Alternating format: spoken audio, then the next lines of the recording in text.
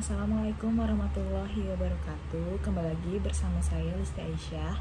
Di video kali ini saya akan membahas mengenai teori akuntansi, yaitu teori asimetris dan teori ekonomi mikro.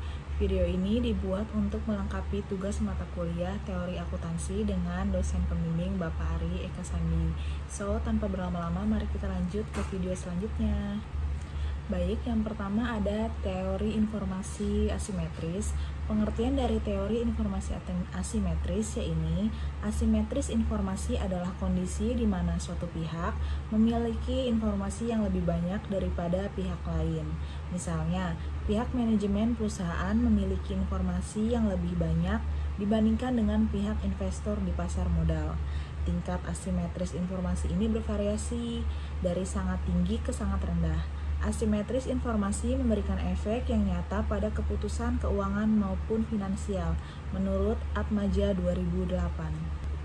Teori asimetris mengatakan bahwa pihak-pihak yang berkaitan dengan perusahaan tidak mempunyai informasi yang sama mengenai prospek dan risiko perusahaan.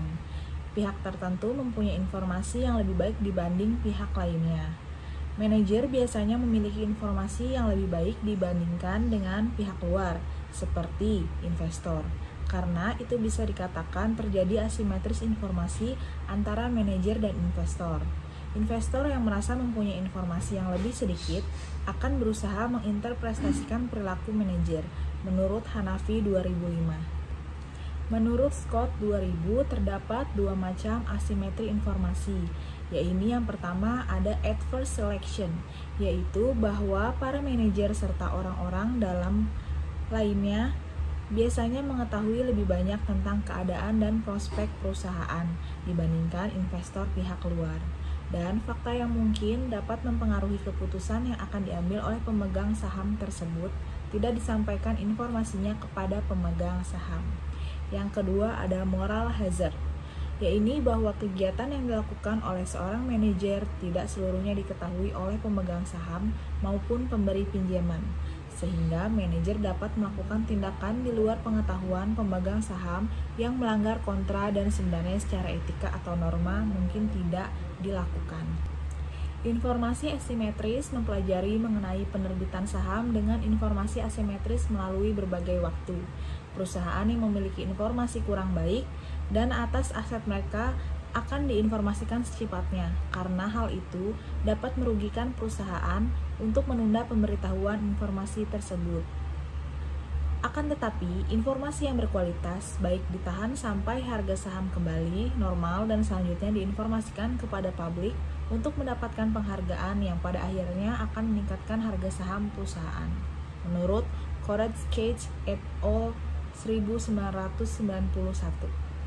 Di sini ada variabel yang menggunakan teori asimetris. Contohnya yaitu cost of equity, yaitu kondisi informasi asimetris sangat mempengaruhi cost of equity karena apabila pihak eksternal perusahaan seperti investor dan juga kreditor tidak memiliki cukup informasi terkait perusahaan, maka akan timbul keraguan bagi pihak eksternal tersebut untuk menanamkan atau meminjamkan dananya terhadap perusahaan yang akhirnya nanti akan mengurangi modal yang didapat perusahaan hingga akhirnya nilai cost of equity semakin tinggi karena perusahaan harus mengeluarkan biaya lebih banyak agar modal yang dikeluarkan tidak sia-sia. Baik, selanjutnya ada teori ekonomi mikro. Pengertian ekonomi mikro adalah cabang dari ilmu ekonomi yang mempelajari perilaku konsumen dan perusahaan serta penentuan harga-harga pasar dan kuantitas faktor input, barang dan jasa yang diperjualbelikan. Ekonomi mikro meneliti bagaimana berbagai keputusan dan perilaku tersebut mempengaruhi penawaran dan permintaan atas barang dan jasa yang akan menentukan harga dan penawaran barang dan jasa selanjutnya, menurut Lutfiah 2013. Perlu diketahui bahwa salah satu tujuan dari ekonomi mikro adalah menganalisa pasar beserta mekanismenya yang dapat membentuk harga secara relatif kepada produk dan jasa yang ada. Dan harga secara relatif tersebut mengalokasikan sumber yang terbatas di antara banyak penggunaan alternatif pemenuhan kebutuhan.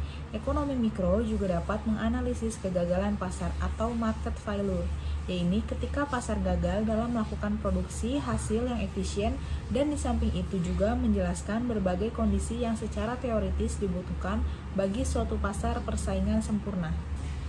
Adapun bidang penelitian yang penting dalam ekonomi mikro yaitu pembahasan mengenai keseimbangan umum atau general equilibrium, keadaan pasar dalam informasi asimetris dan pilihan dalam situasi ketidakpastian, serta berbagai aplikasi ekonomi dari teori permainan.